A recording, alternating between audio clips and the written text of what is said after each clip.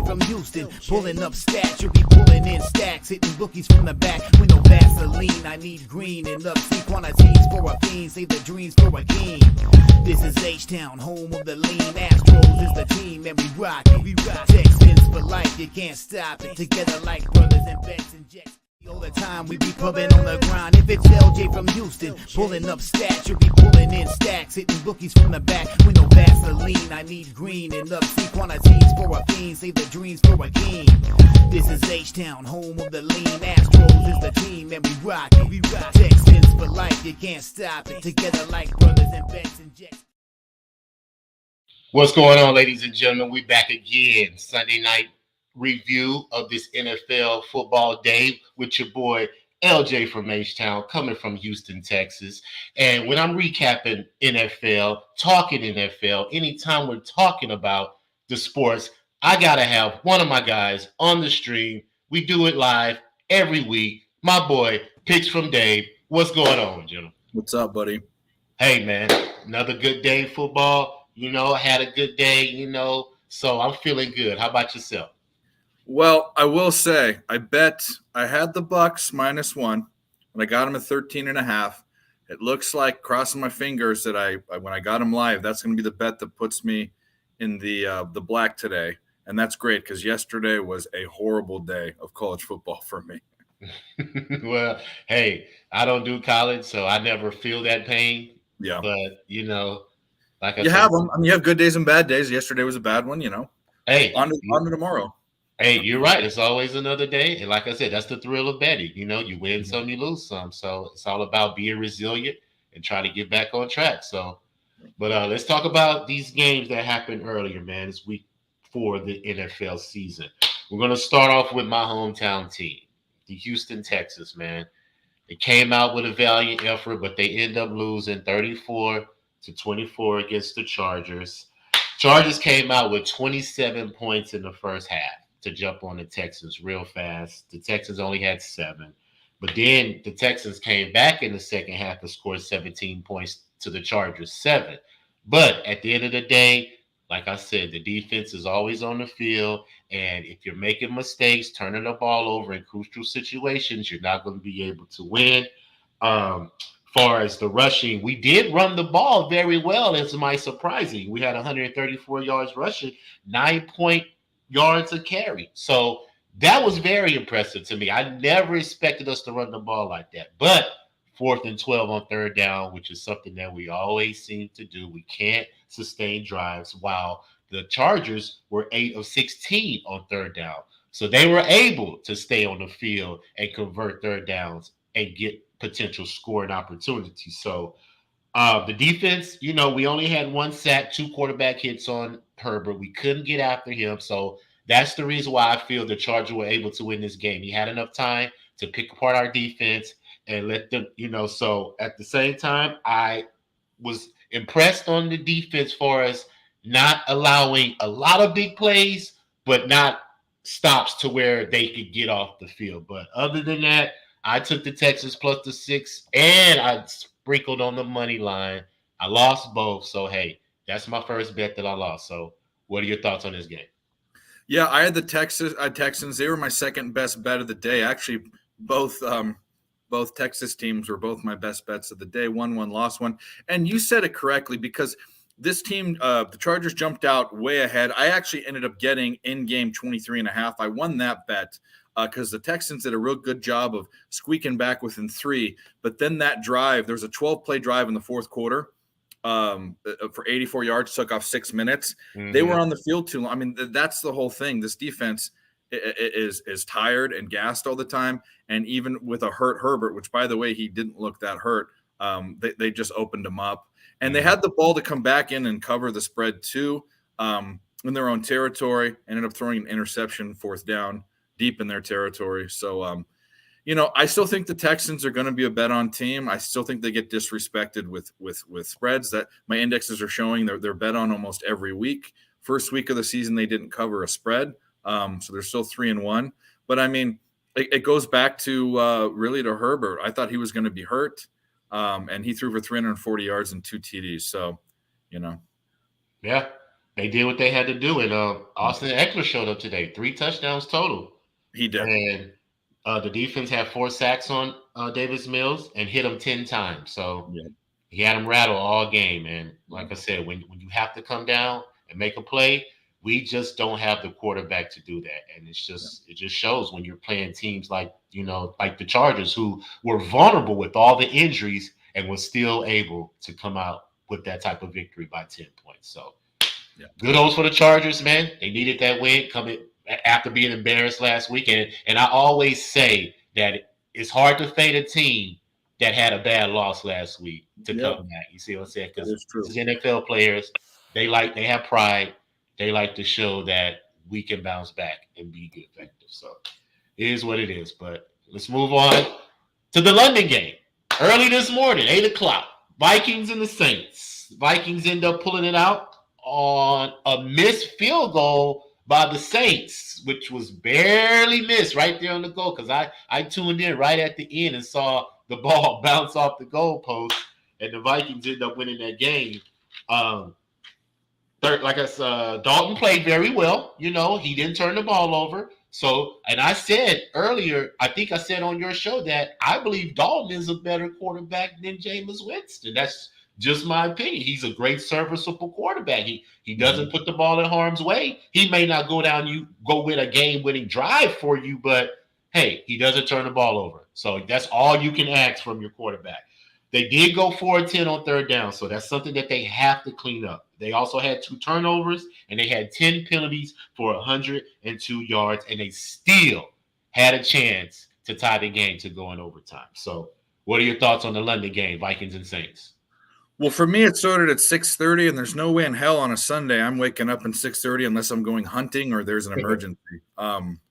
But I tuned in once to the game and then got distracted. I'll be honest with you. I've only looked at the box score, but it's actually exactly what I thought. The line was correct to me. This pushed. I think it was Vikings -3 if I'm not mistaken. And the game played out perfectly. Dalton was 20 for 28, 236, 1 TD. That's about what he's good for. Kirk Cousins actually he underperformed in this game. But the problem, the problem with the Vikings, there's a lot of little problems. There's a big problem for the Saints, and that's their defense. I mean, I know that Kamara wasn't playing. Even when he has been playing, he hasn't been playing that well. I know quarterback's a question, but this was supposed to be like a scoring defense, an exciting defense, one of the best defenses in the NFL. That's not been the case.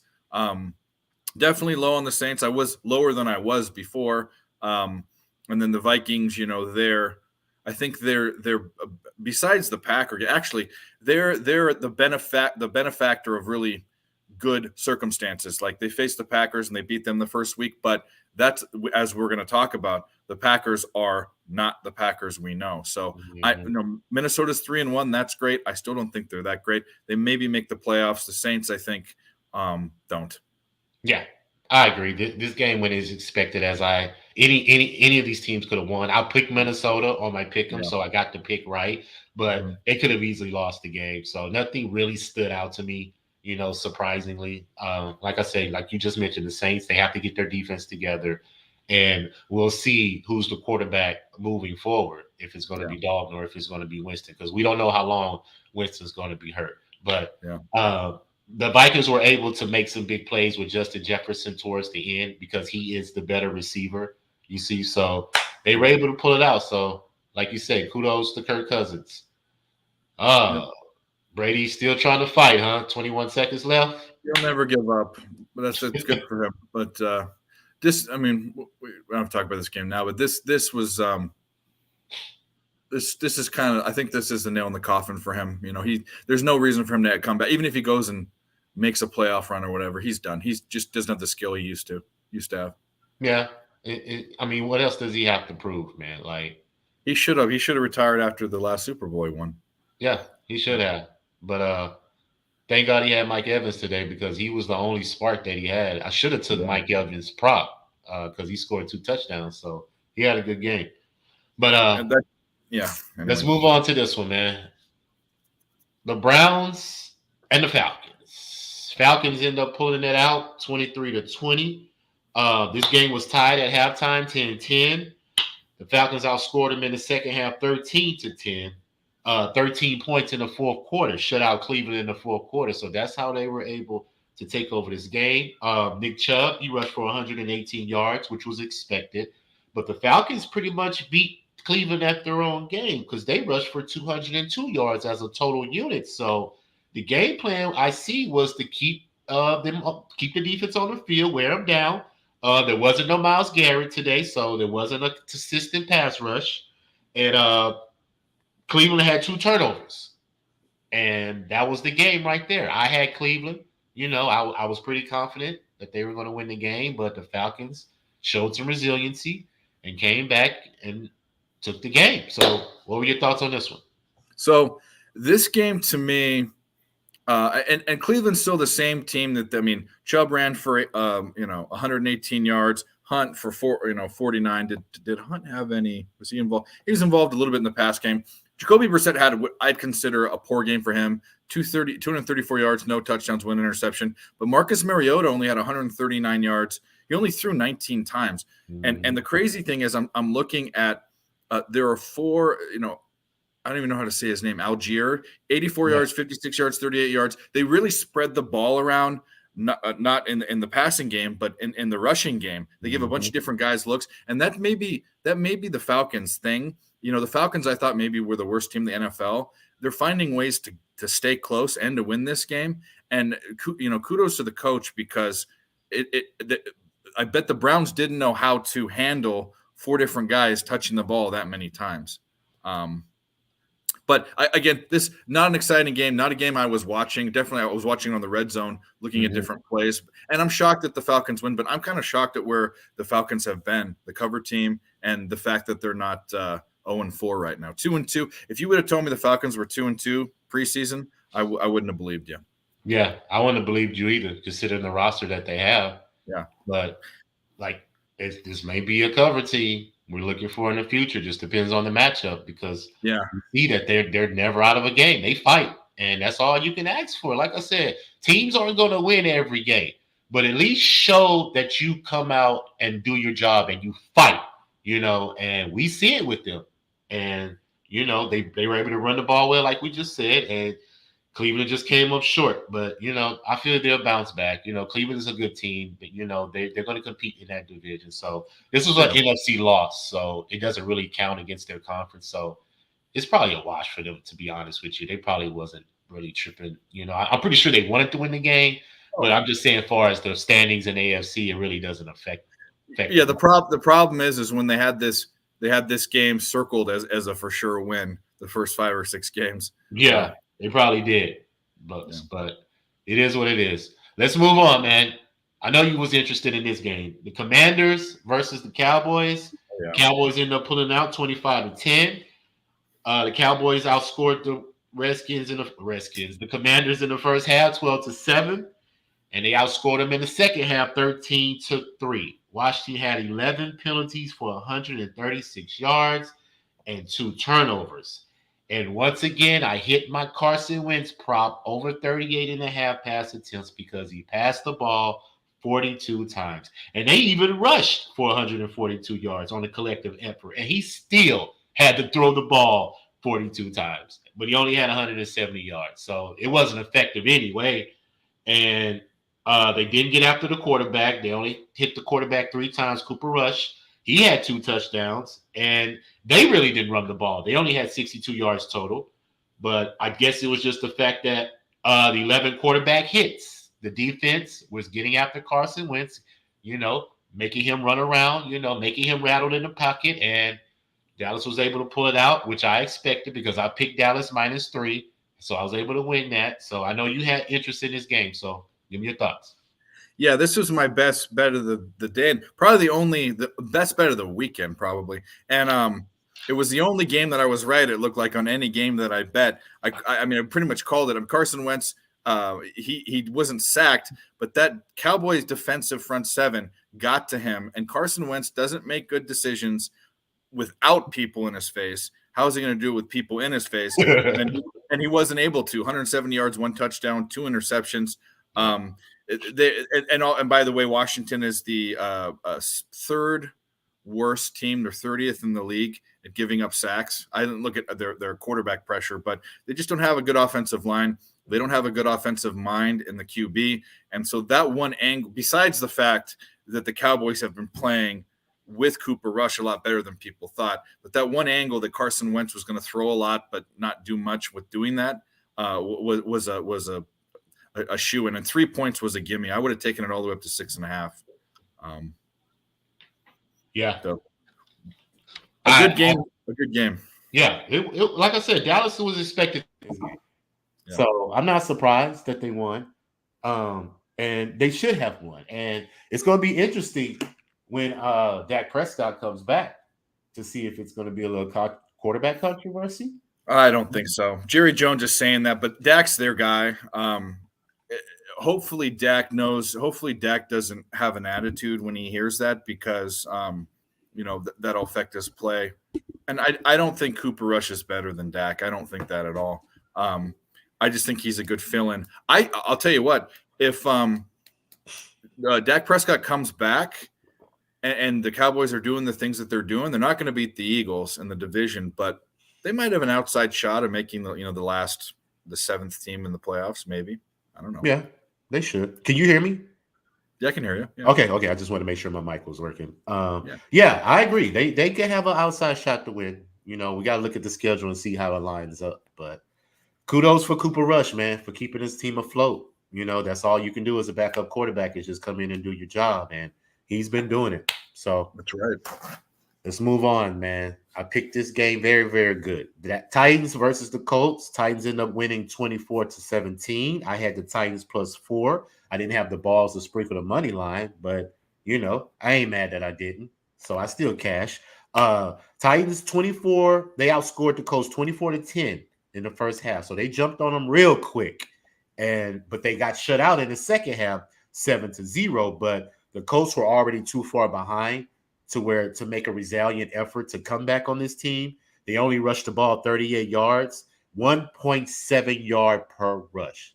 That's horrible. There's no way that you're going to be able to win a game if you're rushing the ball 1.7 yards per rush. And that's kudos to the Titans defense. And they also committed 3 turnovers on the Titans. And I predicted this morning on Jimmy's show that Tannehill and Derrick Henry play very well in this series in these last 6 games. And Henry ended up having 22 carries for 114 yards and a touchdown. And Tannehill had 2 touchdowns, which they averaged when I said it on the show. So I called this game perfectly, and I was very happy of the outcome. So what were your thoughts on this one? Not surprised at all. The Colts, to me, were one of the most overrated teams. Well, both these teams are overrated, in my opinion, at the beginning of the season. I did have the Colts winning this division. Now the Titans might. The Colts are in trouble. And the question mark, well, actually, for people that could really think it out, Matt Ryan was a question mark, because you have an old quarterback that wasn't doing anything on the Falcons, and he's going to a team that doesn't have a ton of weapons. I mean, they've got a running back, so they've got a running game, and they can play option and RPO and stuff like that. He's also not very mobile. But I thought Matt Ryan wasn't a big upgrade from Carson Wentz. Athletically, he's not. Mentally, he definitely is. But he's also, he's an old man as far as football is concerned. So but the problem is he's making some old man mistakes. And he also had 2 fumbles today. But the problem with the Colts is if they don't have a running game, they're done, because they have a dude in the backfield. They're supposed to have a great offensive line. If you have question marks going forward, and you're suddenly getting new question marks as the season goes on, that's a horrible recipe. And this division's wide open right now. Maybe the Colts get it together. I'm not surprised at this. Here's the thing about Tennessee too. The game plan to beat them is laid out in front of your face. Tannehill is not a throwing. For me, he's a game manager. He wasn't good in Miami and never liked him. Derrick Henry is the best bell cow back in the league, and you play defense, and you have a defensive coach. So you just stop the run. You stack the box. You hit a Derrick Henry upside the head, and you make Tannehill throw. Problem is, he threw 2 touchdowns, but you got to be able to defend the pass. Stack the box and defend the pass. against them, and you'll win against the Titans. And the Colts couldn't do it. So Colts are in trouble. Tennessee is what I think they are, and this doesn't surprise me at all. I was off this game. I think now the Colts might be an auto fade every week. They're going to be one of the teams I look at every week now. Especially the fact that Leonard still hasn't come back because that's their captain on defense. They need him. So without your leader on defense, everybody's out of place and don't know what to do. And I think he went to USC, didn't he? I don't. Darius Leonard? I don't think so. No, I'm thinking of the guy that went. Anyway, it doesn't matter. Yeah, but I agree.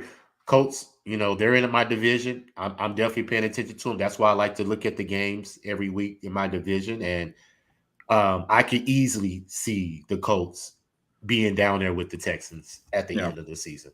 Looks like it now. Yeah, for sure. All right, let's move on to this one, man. This was a very, very, very exciting game right here. I wish I could have saw this game. I didn't have it in my market, but I took the over 50, and it went way over 50. It wasn't even a question about the total in this game. Seattle ended up winning 48-45. 24-15 in the first half. Detroit comes back and wins the second half 30-24. Detroit was only 4 of 10 on third down. They committed 2 turnovers, and they only had the ball 27 minutes. Granted, when they got into the red zone, they converted because they were 4 for 4. Now, Seattle was 9 of 12 on third down, which was very impressive. So that means that they were moving the ball with Geno Smith. And I don't know if you knew this, but Geno Smith leads the league in completion percentage at 77%. That's ridiculous. I can't even believe that. And Rashad Penny, 17 carries, 151 yards, 2 touchdowns. I mean, Seattle came to play, man. And this is a game that I picked Detroit to win. And I was on the wrong side because I'm a firm believer at if you're a West Coast team, you got to travel east on a 12 o'clock noon start. You usually fade those teams, but that didn't apply to Seattle today. Pete Carroll had that team ready to play. So shout out to Pete Carroll. They did have 11 penalties for 76 yards, so they do need to clean that up. But like I just mentioned, they held the ball 33 minutes. They rushed the ball for 235 yards on 7.1 yards per carry. So give me your thoughts on the Seattle Lions. Yeah, another play I had, and I've had it for the past 3 weeks. 3 of the 4 weeks has been Detroit team total over. And I didn't care that DeAndre Swift wasn't playing. Jamal Williams, I knew he was just fine at 108 yards, 2 TDs. But look at Jared Goff, old noodle arm Jared Goff, 378 yards, 4 touchdowns. He went off. I mean, the thing about this game, both defenses are bad. When you see Detroit, look at their team total. And then look at the over in the game because they don't let their defense isn't that good. But I'm going to tell you right now, if Detroit shores up some defensive, I mean, they got that dude from Michigan on the defensive line, forget Hutchinson, right? Yeah. But what they should do is they need to think about Jared. Jared Goff might be just fine. Yes, they need to think about drafting a shit ton or trading for a shit ton of defensive players, because if they do, watch out, that team will win the NFC North. Their offense is the truth. What did Amon-Ra St. Brown do? I didn't even see what he did. Did he even was he even playing? I believe he was hurt. Yeah, I don't see him on the. This is the thing. They're deep. They're deep enough with players you don't know. Yeah, and he was Hawkinson, hurt. By the way, if you had Hawkinson as your, he's their tight end, right? Yes. If you had him on your fantasy team, you probably won. 179 yards as a tight end, 2 TDs. Detroit overs all day long. Detroit team totals. I could give a crap about who win this game. I didn't. I don't know what was it? Detroit -3 or 4. Yeah, it was. Yeah, I think it was 3. Something like that. Yeah. So again, nothing to excite me there, and both perceived bad teams. And I know Detroit's 1-3, but they can score a ton of points. Yeah. And there's no reason to jump off the over anytime Detroit plays. I'm on it until it falls off. And even if it does one time, I'm back on it again. Hey, for real. It has to fall off like 2 or 3 times for me to even consider getting off of it. Yeah. So that's just going to be a play for auto bet for me every single week, no matter who Detroit plays, because we see that they could put up points, but they also give up points as well. And like you said, they could get some players on defense to stop, you know what I'm saying, the other team in crucial situations and get the ball back to the offense. They could be a contender, definitely in their division, considering Aaron Rodgers is about to leave. You know, who's going to be the competition? Kirk Cousins is this superstar. The Bears. You know, like this division is easily for Dave Campbell to get his team ready to try to compete. So definitely going to be looking at Detroit all season. Yeah. All right, man. Let's jump to this one. The Bears and the Giants. Giants end up winning the game 20-12. I was on the Giants minus the 3, cashed that. And I also was on the under. I cashed that. And I also was on my best prop of the day, Saquon Barkley, over 80.5 rushing yards.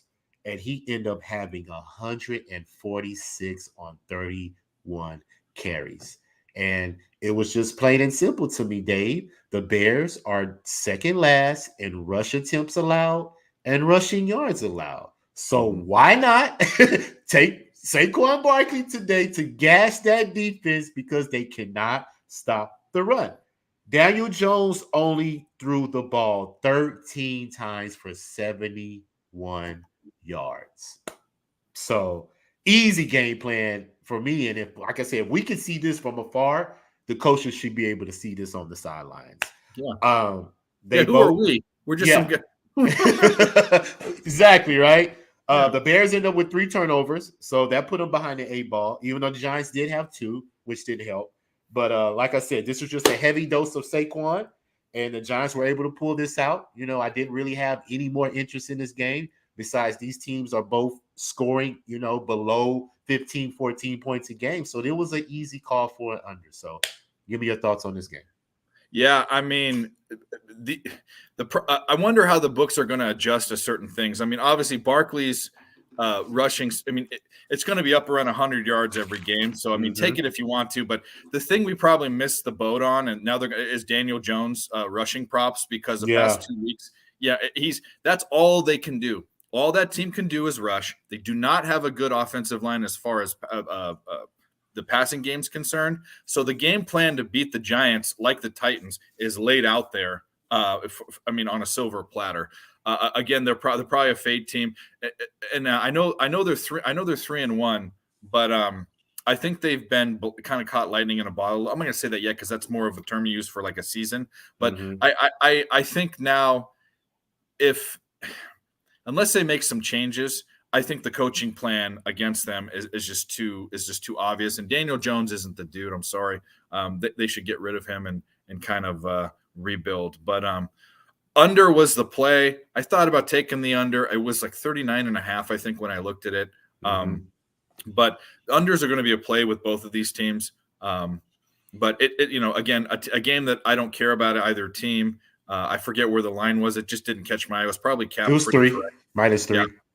I figured this would be that type of game, but 20-12 is a score. 32 points is where I think this is. So unders these two teams, and I'm hoping, like I said, who are we? I'm hoping these coaches can say, hey, all we need to do is play the run against the Giants and make Daniel Jones pass. That's pretty much it, because we know they don't have a sustainable passing game. And in the division with the Cowboys, we just talked about the Cowboys. They're in deep shit, because that team's going to be able to, defend the run. But when they go to pass, they're not going to let Daniel Jones run around batshit crazy. They're going to get to his ass. Yeah, definitely. So easy play for me, So we can move on to the next game. And everybody was high on this game, considering where these teams were at coming in this matchup. Considering Doug Peterson coming back home to Philly. But I mentioned on Jimmy's show that I think it was more about Jalen Hurts getting revenge on Doug Peterson, because the last time he coached him, he benched him for Nate Sudfeld. And I know athletes, they keep that on the blade. They never forget that when you give up on them. So I assumed that Jalen Hurts was going to come in and have a good game, and I was right. So the Eagles win the game 29-21. They jumped on them early, 20-14 in the first half, and that's why I took on Jimmy's show today, Philly minus 3.5, because I was more comfortable with the first half, because they're the best scoring team in the first half so far in the league. So I had a good call on that one. But in the second half, they only scored 9, and Jacksonville scored 7. So Jacksonville was 2 of 7 on third down. They only had 71 yards, committed 5 turnovers. So the Eagles came ready to play today. They were 4 of 15 on third down. They had 77 plays compared to 46 plays for Jacksonville. They ran the ball 210 yards, which Miles Sanders was a great contributor to that. 27 carries, 134 yards with 2 touchdowns. And they also held the ball 40 minutes. And when they got into the red zone, they converted 4 of 6. So, and we've been saying that Jacksonville is looking the way they are, considering the competition that they're playing. They played Washington. They played the Colts. They played who else did they just play? Chargers. They played the Commanders and lost to the Commanders, and Carson Wentz threw back-to-back interceptions in their side of the field, and they still lost the game. Yeah. And I mentioned on the show, Jimmy, that those quarterbacks aren't really a threat to run and put pressure on the defense. Jalen Hurts is that quarterback that could run and put pressure on that defense. And it showed today. He had 38 yards rushing, but he had a rushing touchdown. So that's always going to be that threat when you're playing Philly. You got to account for him in both aspects of the offense. Trevor Lawrence, he was 11 of 23, 174 yards. He had 2 touchdowns and a pick. But other than that, the defense of the Eagles, they got after Jalen Hurts and made him, make tough decisions in crucial situations. And I pretty much predicted it. I took the Eagles minus the 3 first half. I sprinkled the -6 on a full game, and they cashed both. So I was very happy on the outcome of this game. So give me your thoughts. Yeah, you know how I feel about the Eagles, and I'll get into that in a second. But I have a question. Lawrence fumbled 4 times. Do you happen to know whether that was in the backfield or what was he trying to run the ball and got hit and fumbled? I have a feeling that it's probably guys were getting after him when he was passing. Yeah, I don't know. I wasn't able to watch the game. I didn't know that too because I didn't get this game. I was watching on Gamecast because that other game's going on. But I should have. I'm kicking myself. I should have bet this guy. I was talking to Terry, Terry from my show, and I do his show. He's high on Jacksonville. I keep saying, why are you so high on Jacksonville? They're the same old team. Great. Doug Peterson's there. Fantastic. Urban Meyer was garbage, so anyone's better than him in the NFL. But there's this thing. Do not draft quarterbacks with your first-round pick or your top 10 pick. Don't do it. They don't turn out. Baker Mayfield, Sam Darnold, Trevor Lawrence, Mitch Trubisky. I mean, Trevor Lawrence threw more interceptions and touchdowns in his rookie year. Now, that has happened before, but it's decision-making. And I've said that, and that game versus the Commanders, the first game, he threw an interception at the end of the game after those 2 that Carson Wentz threw, and it was just bad decision-making. He is not the quarterback. I mean, I'm not even sure he's a serviceable quarterback. We'll see. But the Eagles, on the other hand, my opinion, are the best team in the NFL. And when I say that they're the most complete team, they have the least amount of holes. Jalen Hurts didn't throw for a touchdown, only threw for 204 yards, but his presence rushing, along with that offensive line and Miles Sanders, who ran for 134 yards, I mean, this team's legit. And they forced 4 fumbles. This defense everyone had question marks about, it's no question anymore. This is the best team. I wasn't scared when they went down 14 points. I should have bet this game. 6.5 kind of scared me. It was on the list of circa picks that got funneled out. I wish I would have picked it. Actually, the Texans are one of the ones I switched it for because I like the line better. But the Eagles are the truth, and I'm going to keep saying it. Granted, now all their lines are going. They're not. It's going to be hard to bet them because the books are going to, Yeah, they're going to adjust now. And I love the fact that Jalen Hurts doesn't get rattled. He threw a pick, even though it wasn't his fault. It bounced off the receiver, but it still, granted, counts as an interception for him. He doesn't get rattled when he's behind. He stays focused, he stays poised, and he sticks to the game plan. And that is the key for successful teams that can go on and win a Super Bowl for you, because they face adversity and they're able to overcome it. So I'm with you full heart, man. Eagles, they're probably the best. I could probably put my money right now that they're the best team in the NFL. And name another one. I mean, the Chiefs looked really good tonight. I mean, they have to be up there now that everyone was down on them. I mean, name a better team. The Bills, everyone's best team in the NFL. they're in trouble, boy. I'm telling you right now. They pulled it out today, but Yeah. I mean, we can definitely say the NFC. We could just keep it strictly. they're the best in the Eagles. NFC. The Eagles are the best in the NFC, Yeah. hands down. Just the way that they are, like you say, on both sides of the field. And they're winning different ways. Like when they had to get in a shootout with the Lions, because all of a sudden, the first game of the season, the Lions can score points. This team was down 14-0 in the first quarter against the Jaguars. That's a punch to the dick, right? Well, they only let them score one other touchdown, and they still beat them by 8 points. That's a legit team. Yeah, I agree 100%. And they're going to the Cardinals next week, and we know how bad the Cardinals play at home, especially versus an NFC team. So, as soon as that line come out, I'm jumping all on the Eagles. I bet you that it's going to be bad. It might even be like Eagles 6.5, something ridiculous on the road. Like it might be. Yeah, I'm going to take first half. I'm not going to even probably mess with the full game, but that first half spread, Eagles easy. They're averaging 24 points a game in the first half. I mean, best team in the league that's doing that. So I don't see that changing. So that's the money play right there for anybody watching. Eagles first half. Take the spread. Guarantee you will be good. So let's move on to this game, man. The Jets and the Steelers, Dave. And I hit you up this week. I told you I wanted the Jets. Then the next day, I jumped off the Jets because of Zach Wilson. So I should have stayed on the Jets. I should have went with my first instinct. I usually do most of the time. But it is what it is. It's all good. Jets were able to pull it out. 24-20. It actually was a back and forth game, to be honest with you. It was up 10-6 in the first half for the Jets, and both of them ended up scoring 14 points in the second half. But the Steelers had 4 turnovers, which cost them very much in this game. The Jets had 2. Zach Wilson came back. He had 18-36, 252 yards, a touchdown and 2 picks. They ran the ball 98 yards. The defense had 6 quarterback hits, which I don't know why Pickett came in the game. I was interested to see if Me you knew too. that I wasn't well. watching the game, but I was watching, like I said, the game cast because I was watching other games. But I don't know why. That was strange to me too. Tomlin might have pulled him. I don't think he got hurt. He may have just had pulled him because of the way he was playing. Trubisky, he was 6 of 17 for 84 yards. Pickett comes in and gives you 120. But he threw 3 picks. So, that's expected from a rookie. You throw him into the fire, he's not going to be able to perform. He probably didn't even get any first-team reps this week in practice. So what would you expect? He's coming into a national game on Sunday. And, but hey, maybe Tomlin had to do it. He made that decision for a reason.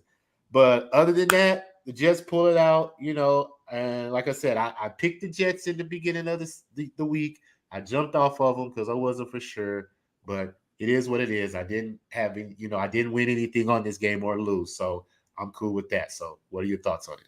Well, I did, and I had the Steelers as like almost a touchdown favorite, which for a cap is right. You can't cap a backup quarterback throwing 3 interceptions and the starting quarterback throwing 1. Like you can't cap that. When you throw 4 interceptions and you only lose by 4 points at the end of the game, that means you should have won the game. And the Jets jumped out ahead early.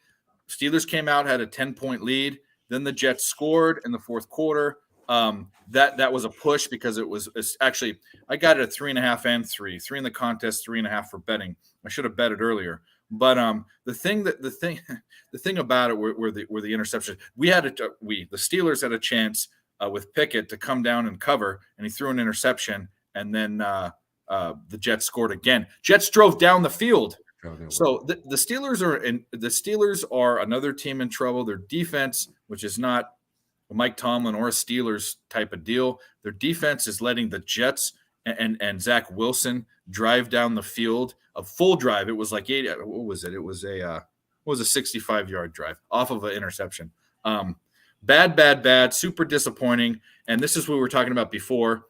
When you cap a game, there's certain things you can't cap. So when Joe Flacco throws 300 yards 2 games in a row, the Jets, people that weren't on the Jets, that's not in your cap. In my cap wasn't Kenny Pickett throwing 3 TDs.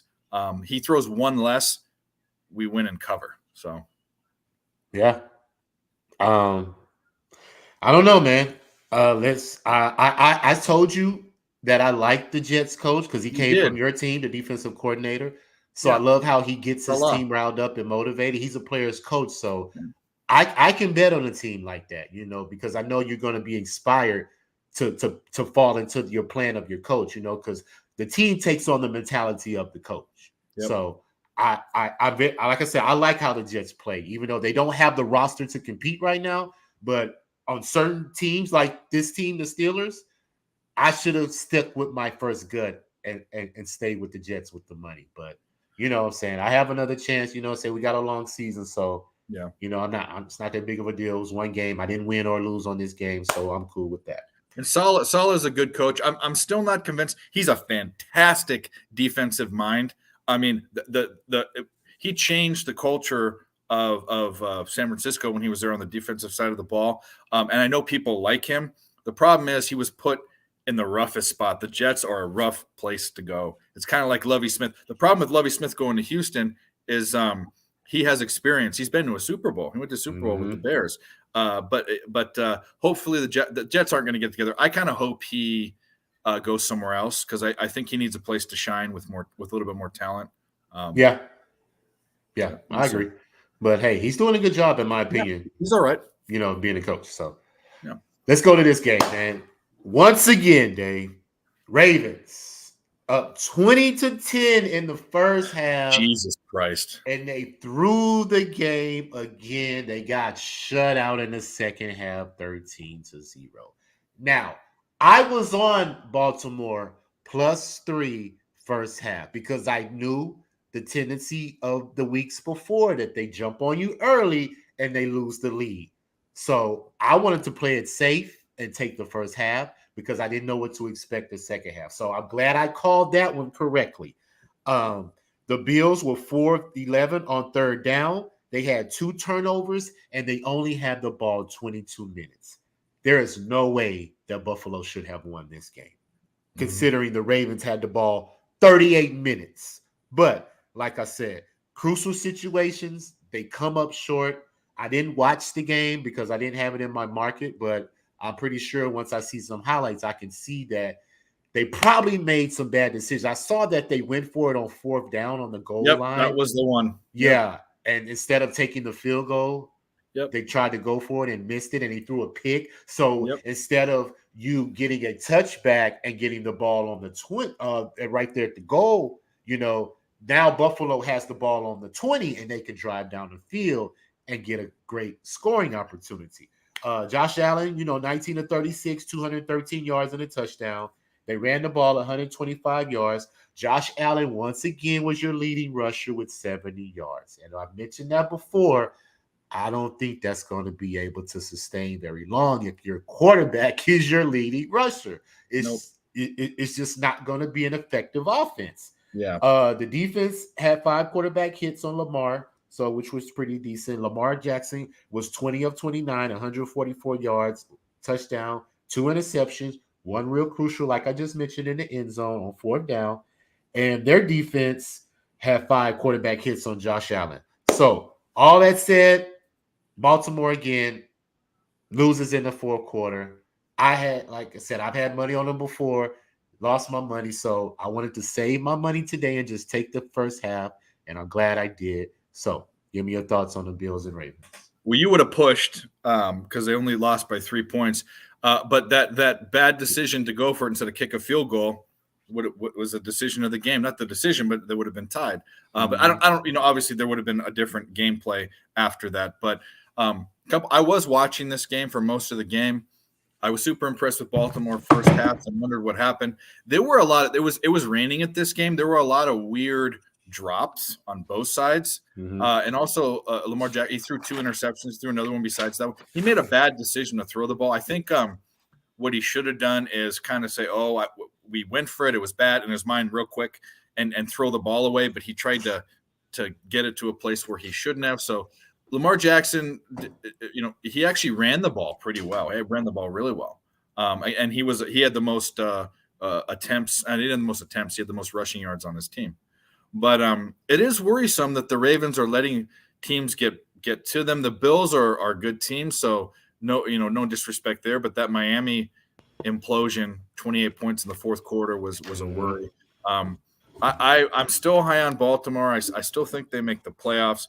They need to make some adjustments, and a really bad decision by John Harbaugh, which is rare because he's one of the best coaches in the NFL, I think.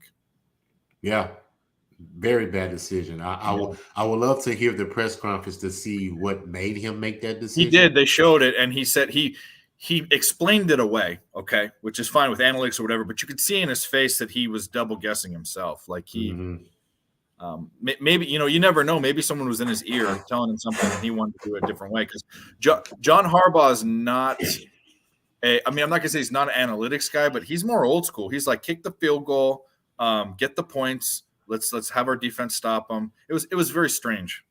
Strange. Very strange. But they lost to the Bills, which is one of the best teams in the AFC. So it's not like this is a terrible loss to me, because they may end up seeing them again in the playoffs, and they maybe can get some revenge. So I'm still high on the Ravens. This is not going to make me stop betting them. They just made a poor decision in a crucial spot, and it happens. You either convert or you don't. Because if you would have made that fourth down, probably be a different story. We probably would have been, applauding. You know what I'm saying? So it is what it is. That's what happens, So other than that, like we said, good game. Bills came out on top. They did their job. So there you go. Now, let's move to this game, because this was my best bet of the day for sides. I took the Cardinals +1, and I took the money line, considering how good they play on the road opposed to at home. And I also figured that I saw the stat that I said on Jimmy today, that if Kyler Murray has 10+ rushing attempts, they're 9-1. He ended up having 12. Now, I mentioned earlier also that they turn the ball over a lot on the road as well, and they also Carolina committed 3 turnovers. So all that played into the factor today of me betting this team, and all of it came into fruition. Now, Cliff Kingsbury still has issues play calling. I've seen a lot of questionable play calls that got them in trouble early, and that's why they got behind 10-3 in the first half. They only had 3 points. But they went into halftime, they adjusted, came back in the second half, and outscored Carolina 23-6. They rushed the ball for 132 yards. They had the ball 38 minutes. Kyler Murray was 23 of 32, 207, 2 touchdowns. And like I said, they ran the ball very collectively with some running backs, Benjamin Conner, even Kyler Murray contribute, like I said. And Zach Ertz showed up today, 6 catches, 47 yards, and a touchdown. So Kyler Murray was able to spread the ball around the well today. Baker Mayfield, 22 of 36, 197 yards, a touchdown. McCaffrey was not very effective today, which I figured because he was questionable all week with a hamstring. So if you don't have a healthy McCaffrey, you can't depend on Baker Mayfield to win game. And I said that last week when I saw him play Carolina, because the Saints committed 3 turnovers and Carolina only won that game by 8. So I knew that the Cardinals could come in here and win this game. Like I said, Carolina was 2 of 10 on third down, which was horrible. They only rushed the ball 40 yards. That's horrible. They only had the ball 21 minutes, and the defense only had 1 sack and 1 quarterback hit on Kyler Murray. So all those aspects allowed them to lose this game. So good win for the Cardinals. They end that streak, because I think they lost 11 of the last 13 meetings versus Carolina, including 6 in a row. So that streak ended today. I'm glad I was on the right side. So let me know about this team. Your opinion. I was way off this game. I'll tell you what, I took the Cardinals last week. It was a bad decision. I usually don't bet the Cardinals. I live in Arizona. I know their problems. Even Arizonans don't like the Cardinals. They don't like the coach, and Kyler Murray him and Carson Wentz are the 2 worst decision makers in the NFL.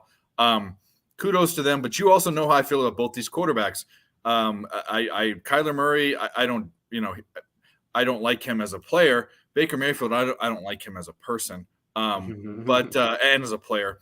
And we talked about this on my show about how Lincoln Riley, beware of Caleb Williams doing so well at USC and going out into the world.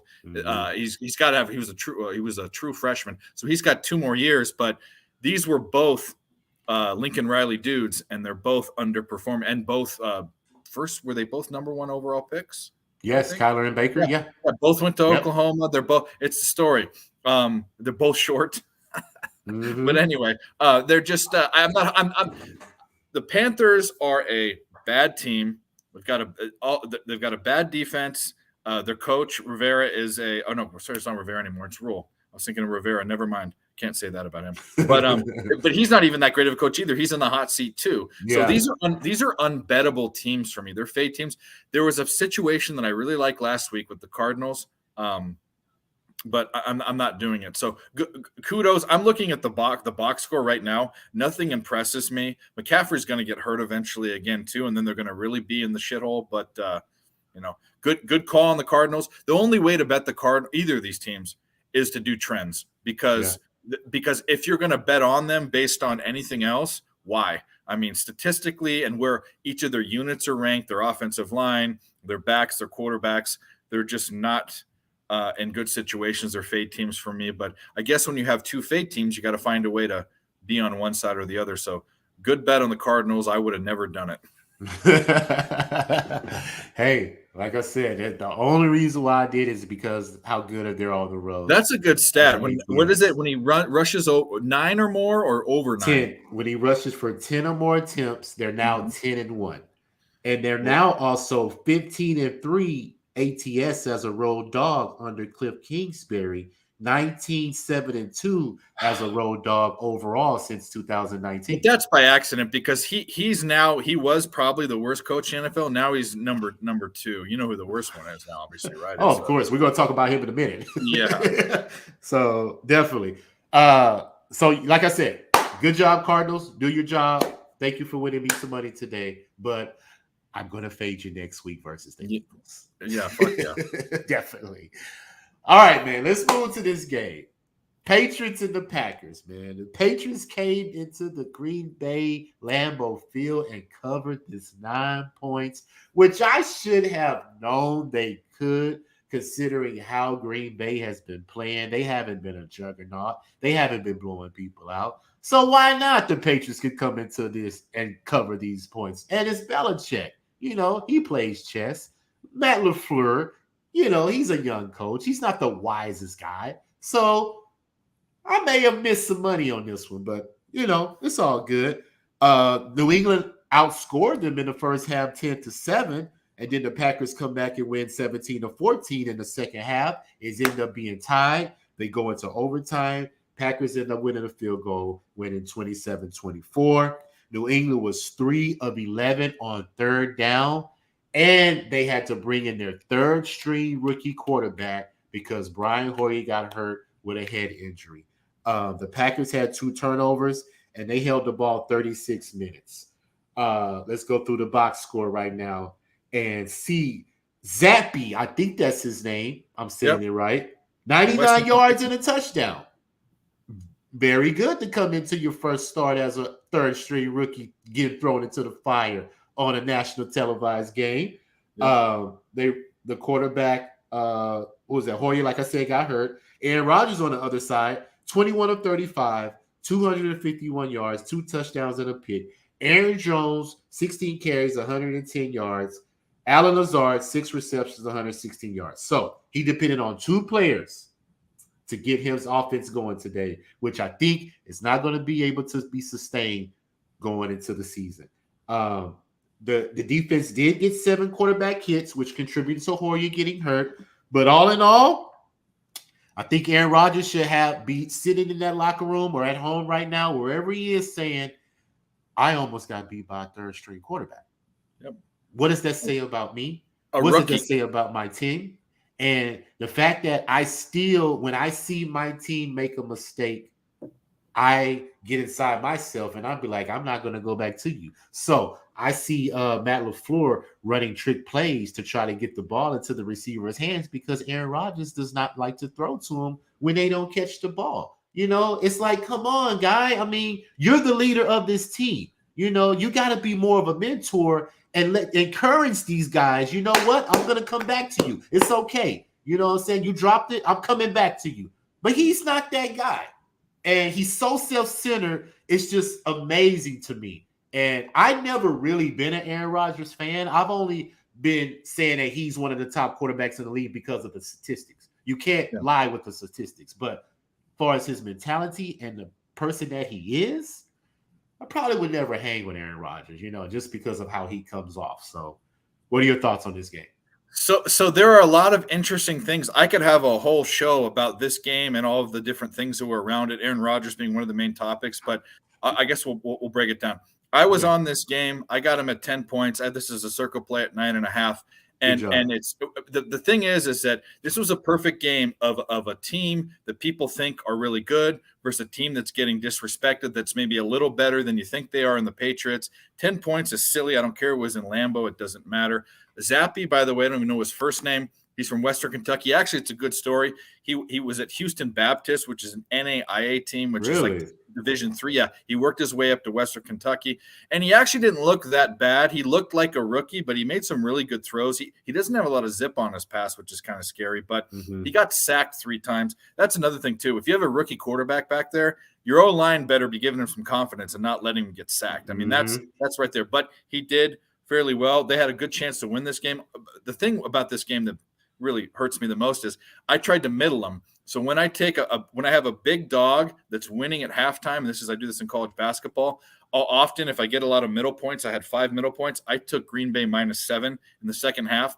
They only won by 6 points in the second half. So I almost doubled my bet. That's fine. But to your point with Aaron Rodgers, and this is why the Packers are in trouble. This is why the Vikings are on equal standing in that division, is because he's got an attitude problem. He's always had an attitude problem, but it's rising to the top. There was a time, and I told you about this backstage, for some reason, all the sound on the telecast went off, and it was just his mic, and it was when they almost got a delay of game, and LaFleur called a timeout, and he said, "Snap the effing ball," and it's like, who is he? You're not my dad. You talk to me like that. If I was an lineman, I'd be like, dude, I'm bigger than you. You're not talking to me like that. But he is definitely he has an attitude problem. When Watson dropped that pass, the first play of the season, that 75-yard pass, he rolled his eyes. Watson's a rookie. You need to be a leader. But I don't know if I'd hang out with him or whatever. I mean, he's into cool stuff like smoking cigars and doing crazy drugs and stuff. But his mind is somewhere else. He's not a leader. He never really has been. And that's and the Packers shouldn't be that bad, because even though he's not doing well, they've got probably the second best running back. Well, them and the Browns have the 2 best running back tandems in the NFL. So they should be able to float on that alone, but they're not. And I think it has to do with Aaron Rodgers. I think this team is in trouble because their captain has lost it. So great. Patriots covered, fantastic. I think the Patriots are still going to be a bet on team. They're still going to get they're only 1-3, but you're going to see these big lines against them. Lest we forget, this is the best NFL coach that's ever coached the game. Yeah. So and there are some issues. They have a defensive guy as their offensive coordinator, Patricia. But you know what? I trust in Belichick. I mean, look at what he's done. I'm going to be betting them to cover. I don't care that Green Bay won or the Patriots lost. I care about my wallet. But very interesting game dynamic. We won money on this. Look to bet the Patriots, though. Yeah, I agree. Definitely agree. Because like you just said, the coach, and when he's a dog, why not? Because he has a great record when he's give Belichick 10 points.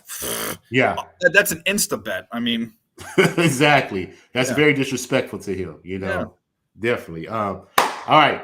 Let's move on to this game, man. Because I had a very interesting investment in this game as well. I had the Broncos money line, but I ended up losing 32-23. The Raiders pull it out. Derek Carr, 21 of 34, 188 yards. He did not have a touchdown pass. But who did have touchdowns was a heavy dose of Jacobs. 28 carries, 144 yards, 2 touchdowns. Devontae Adams, 9 receptions, 101 yards. And the Raiders, like I said, this was a high-scoring game. I didn't take the over. I wish I was on the over. I didn't think about the over, but the Raiders jumped out on them first half 19-16. Then they end up outscoring them 13-7 in the second half.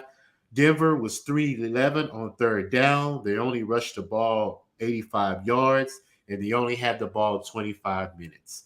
By Raiders, they were 7-14 on third down, 212 rushing yards, as I just mentioned with Jacobs, and they had the ball 35 minutes. Russell Wilson, 17 of 25, 237. He had 2 touchdowns. He also had a rushing touchdown. But other than that, nothing stood out. And I saw a little bit of this game, and I saw some more questionable calls that we're about to mention. The number one head coach that's on the hot seat right now is Daniel Hackett. And I don't understand how he had the audacity to go into an interview and apply for a head coaching job. He's a coordinator, barely, probably. I don't know if he was calling plays in Green Bay. I never heard of him, but Colin mentioned something about his dad that you might know, that he coached USC. He did. Yeah. So he's saying the tendencies that his dad has is being passed down to his son, which is an interesting correlation. I don't know if you want to elaborate on that since you're a USC fan, but all in all, I lost. I thought Denver would be able to have a much valiant effort with their defense, considering they were number 2 in the league as far as total defense. But the Raiders had a good game plan. Run the ball, keep the defense on the field, wear them down, make Russell Wilson play from behind, and try to make plays. Melvin Gordon fumbled on a key possession I saw, and I saw another play where they were driving, coming down with 2 minutes left, and his receiver dropped the pass. So they lost, came up short. Kudos to the Raiders for winning their first game. So now they're 1-3. So give me your thoughts on the game. Yeah, I was on this game. I had him as a circle bet with the spread and on the money line for the Broncos. People are going to look at this game-ending game score and say, "Oh, they got beat." They really, really didn't. The Vegas didn't play well, and there's a lot of circumstantial stuff. Like that Melvin Gordon fumble was not good. There were a lot of drop passes. The Denver was driving down the field at the end of the game to cover, and there were 2 really bad drops, especially on fourth down, which would have been at about the 50-yard line. Takeaways from this game, I'll say that Vegas is still what they are. Great, they won a game. They're still bad. Broncos have issues. We know that. I think the new issue that's solidified, we know about the coaching issue, but Russell Wilson does not look comfortable. But I will say about that too, Paul Hackett was the coach at the end of the 90s, I think right before Pete Carroll. He was known as like just a whatever coach. I was in high school when he was a coach. I came to the school when Pete Carroll was the coach. But takeaways from this game, it sucks that we lost. There were plenty of times we should have won. They were inside the number towards the end of the game. They were outside. They came inside and then went outside again. I hope that maybe Vegas gives Vegas gives Vegas, the books give Vegas some lines that we can bet, because this game didn't show me anything either way. It just was disappointing that I lost. Russell Wilson, I hope you get it together, because you're a Hall of Fame quarterback and you look bad now. Yeah. And like I said, you take on the mentality of your coach. And I think that the ownership of the Broncos is maybe second guessing their decision of hiring this guy. Yeah. And they may have to get off of him the first year. And do it. It may do possibly it now. happen. If you said it's a hot seat, that seat's on fire, man. Right now he made the unequivocally worst decision of the season so far. It's only been 4 games in the first game, and that decision to kick that field goal not only was a bad decision in and of itself, but it also said, "Hey, Russell Wilson, I'm the boss here. I don't trust you, and I'm gonna decide what we do." Maybe that's in Russell Wilson's head because he's a nice guy, but that's not good for a new coach to show up a Hall of Fame quarterback like that. Yeah, man. So it's going to be interesting to see what's going to happen, man. They have a lot of issues going on, and they may have to get off of Melvin Gordon too, because he fumbles a lot. And he does. if you're trying to compete, especially in this division when you got Mahomes and Herbert, and now you got Carr, that you can't be falling behind, in the 8-ball in this division when you have an incompetent head coach as that. So they're gonna have to get it and fixed. Russell Wilson doesn't look like the guy that can come back now. That's my point. My point when we're talking back. So he doesn't look like he can come back. They're not going to be able to overcome big deficits in a division with Herbert and Mahomes. They're going to hang a shit ton of points on you. So yeah, and the defense can only do so much. So. Yeah. But they do have a good defense. They do, but they only can do so much. Like I said, you can't be on the field 35, 40 minutes a game trying to stop the team from scoring. I mean, it's just not going to work. The offense is going to have to produce. That's just how football works. Yeah. But we'll see what happens. I lost that. So all in all, I end up going 2-2 on sides. I went 3-2 on sides because I hit Philly first half. I hit the Titans +4, and I hit the Cardinals. I lost the Broncos, and I lost the Texans. So that was 3-2, and I hit my best prop bet with Saquon Barkley. So there you go. I went 3-4 on posted plays.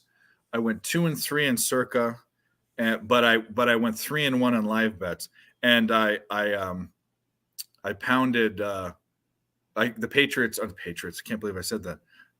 Tom Brady's team, the Buccaneers. Let's talk about that game. That was next. Let's talk about it. Let's do it. I got Chiefs, 13.5 live and hit that one. So good job, because the Chiefs jumped on them real quick.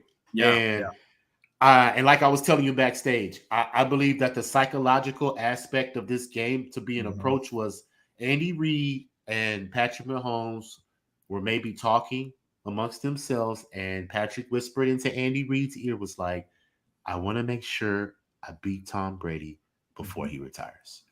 Considering how bad they destroyed us in that Super Bowl, I have this game circled. And I want to be able to come out and perform and show the GOAT that you're not going to leave without me getting a victory over you. And he proved it today. 41-31. Mahomes, 23 of 37, 249, 3 touchdowns and 1 interception. Great game. Kelsey, 9 catches, 92 yards and a touchdown. Should have been on his prop. Carl Edwards, Claire Edwards, is that how you say his name? Clyde Edwards. Clyde Edwards-Helaire, yeah. Okay, 19 carries, 92 yards and a touchdown. So everybody contribute for us every aspect of the offense, So it was very well spread out. The defense had 5 hits on Tom Brady. But Tom Brady threw the ball 52 times because they only rushed the ball, wait for it, Dave, 3 yards total for the game. 3 yards total for the game. That is atrocious. And Mike Evans contributed with 8 receptions, 103 yards, and 2 touchdowns. Leonard Fournette, he had a touchdown receiving, 57 yards, but Tom Brady, man, 52 times. He had 3 touchdowns, but throwing the ball 52 times, man, that's not going to win no game. He had 385 yards, but he was playing from behind. So, of course, he's not going to run, because they're playing from behind. They got to catch up. But all in all, like I said, I figured Tampa Bay was probably going to be at a hindrance in this game, considering their weapons that they are injured, even though Godwin they played, Julio played, but they just couldn't contribute, and this just because they're hurt. Now, what surprised me is Tampa Bay's defense giving up 41 points, because they were only giving up 8 points going into this game. So that was the main shock today. And Todd Bowles, I'm pretty sure, is screaming at that defense today saying, you guys didn't show up, and you got your ass whipped today. So on national TV too. So let's see how they come back next week, considering how we talk about these teams getting embarrassed and coming back the next week and making a statement. But give me your thoughts on the Chiefs and the Bucs. Yeah, I had I bet this is another bet I bet today. I didn't post it. I had Tampa Bay -1. By the way, how do you expect, even though Kansas City can be potent, they're not as potent as they have been in the past, but they're going to hang 41 points on probably well, definitely the top 3 defense, maybe maybe the best defense so far in the NFL. The defense looked like they didn't want to play. It was crazy. And the other thing is they let guys yards after contact. They let Edwards-Helaire and Pacheco. Well, I'd never heard of that guy before. He had a decent game. Not a great game, but he came out of nowhere. They'd hit him, and then they'd run 3 or 4 yards in the pile. And it's like, guys, you're just as big as they are. They shouldn't be pushing you around like that. So that was kind of scary. I think the narrative, and by the way, Tom Brady, the stat line looks pretty good. 39 of 52, 385 yards and 3 touchdowns, no interceptions. That's because he had to do it. And that was done on 5 to 10 yard passes. That was not done on Tom Brady, 30, 40, 50 yard throw. It wasn't happening. And thank God Mike Evans is there today. But they need Todd Bowles usually has that weird look on his face. He had a very disgusted look on his face. His halftime interview, he seemed definitely distraught. But you have to figure out, too, as a team on the offensive side, even when you're down, you have to mix in rushing plays. You can't only rush 6 times a game. That's not going to work. I mean, even when you have Tom Brady. So kudos to the Chiefs. Kudos to Mahomes. He got the win versus the GOAT. They had some really creative plays. We were talking about it where that tight end sneak was really neat. But that's – and every game you're going to see – by the way, I don't know why they don't realize it. Every time they're on the goal line, 50-50 shot that Andy Reid throws that shovel pass. It can be underhand. It can be overhand, however, but there's going to be that shovel pass. So I don't know why teams aren't defending against that. But, yeah, the story of this game is, hey, why'd you only run the ball 6 times? And, boy, your defense – that's the type of game. If your defense had that game in high school, you're running until you puke the next game. I don't know what you do in the NFL, but those guys need to be slapped around. Wow. Yeah. Very, very shocking. I wouldn't have expected this defense to get gashed like this, considering how they are against the run. And basically, that's what Kansas City did. 189 yards rushing, 37 attempts, and they were 12 of 17 on 3rd down. So Mahomes had 34 yards rushing. I mean, he had a couple first downs, which were ridiculous. So they completely came into this game and dominated. And it started on the first play on the fumble kickoff. Yeah. It started right there, start of the game. We should have known how this game was going to go. Yeah. And Brady's just, like I said, he doesn't have the weapons. He doesn't have the run game. What else more can he do but try to salvage his divorce, his marriage, and go home to your wife, man. Just go home to your beautiful wife, man. Yep. You've already accomplished everything you needed to accomplish, because we don't want to see you get hurt, Brady. That's the thing. That could be the worst scenario right there. Yeah. You trying to still play and you get hurt. Yeah, I hope the narrative of Brady's career isn't, and I actually think Tampa Bay will probably figure it out. Tampa Bay is going to go to the playoffs. I don't see how they aren't going to go to the playoffs. I mean, unless Brady gets hurt. But I hope the narrative of his career is, hey, he stayed too long, because really he should have gone out on top his last Super Bowl. He should have done that. I agree, because of the division. They're better than the Saints, they're better than the Falcons, and they're better than Carolina. So they're going to win the division. So that's automatically a playoff spot right there. Yeah, they're just going to win by default.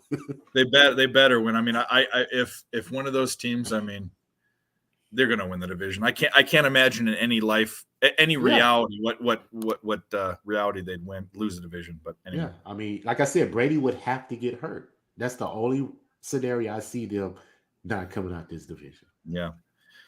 But that's it, man. We ran through the games pretty quick. We're at the hour right now. So any other last words you want to discuss or talk about? What are you thinking about for tomorrow for the Niners-Rams game? What are you thinking?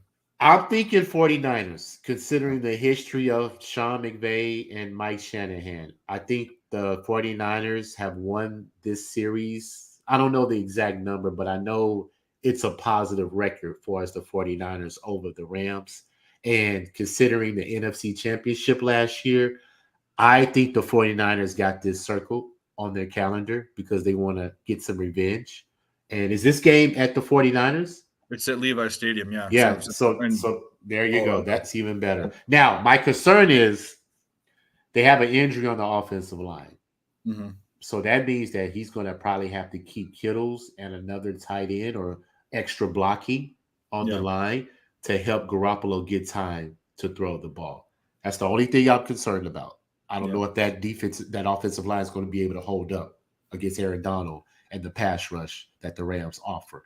And Garoppolo making mistakes because he can turn the ball over just like that.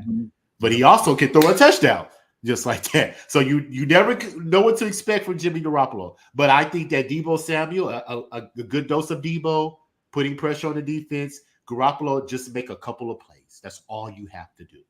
And they should be able to win this game because the defense is solid. Yep. So that's my opinion on that one.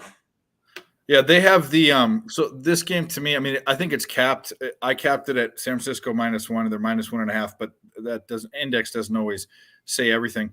The Rams have a bad rush offense and a slightly above average pass defense. Stafford's really dropped off, and the Niners have a really good rush offense or defense, and their pass defense is number 1 in the league this year. They've only given up.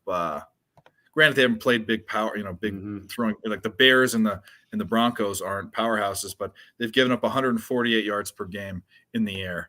So I think it's actually, by the way, I think it's an under 2. I'm going to be betting that. I don't know if I'm going to post it, but I'm about to do my video, and I think that I know that it's going to be the Niners. Not to mention their history. That's a whole nother thing too. And then people say, oh, it's a different year, different game. Well, this game, the Rams are going to have to either pass the shit out of the ball, are going to have to run the shit out of the ball, or figure out how to throw the ball against the best pass defense in the NFL. So, yeah, and I had, like I said, I had a decent day today, so I may end up sprinkling something on the 49ers. I may just wait to watch the game, and may jump on it live like I usually do, see the second half, see how the game's going. But I'm definitely going to be tuned in, because I like division games and I like the rivalry between the coaches, because I know they can't stand each other, and be very interesting to see it. So I'm excited. This football, man. I'm always excited about watching football.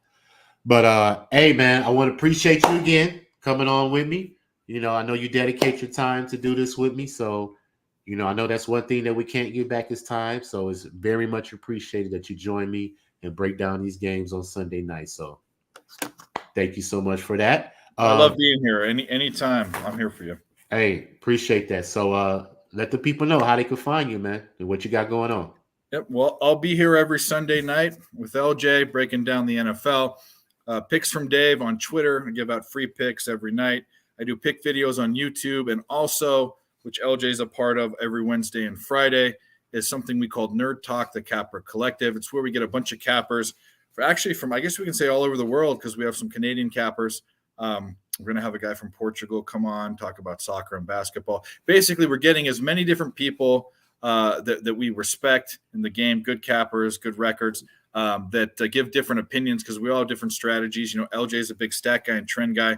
We have some what I call game watchers that just watch the game. We're gonna cap all different sports. Right now, it's the main sports, but we've had CFL caps. We're gonna have NHL. We're gonna have soccer. So basically, come join us. We go for hours on end, but it's not really meant to be a watch later type of deal. It's kind of join us for background noise and kind of like a radio show. So Wednesdays and Fridays, 8:30 Eastern Standard Time, Nerd Talk on my YouTube channel.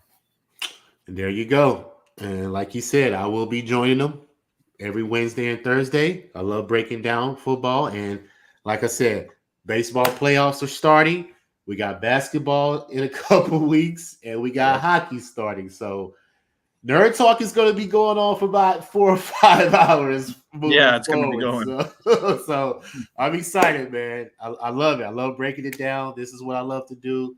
And I can't wait for the opportunity to do this professionally so I don't have to go to work. That's my dream right there. So until then, once again, Dave, appreciate you coming on. RaWordz Podcast, LJ from H-Town, and we will see y'all next week.